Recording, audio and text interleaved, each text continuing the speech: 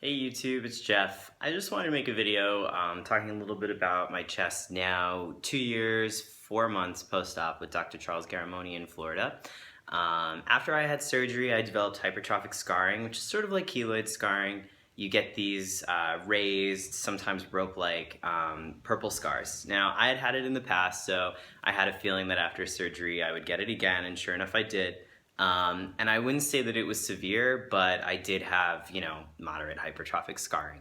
So I just wanted to talk a little bit about that and show you what it looks like now 2 years later.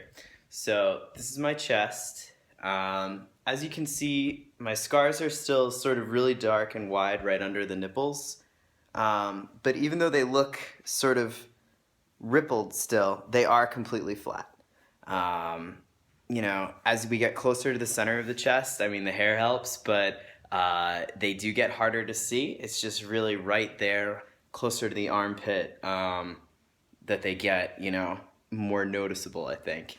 But yeah, like I said, they are completely flattened down now. Over time, they just sort of did it on their own.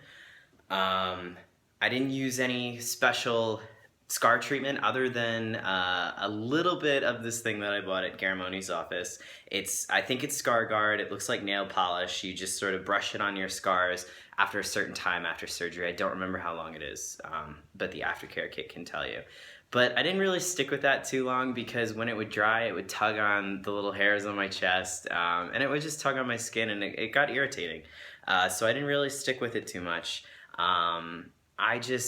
Because I knew that I was prone to this type of scarring, I just really gave myself extra time with everything. So, if they said wait 2 or 3 months before you did heavy lifting, I waited like 4 or 5.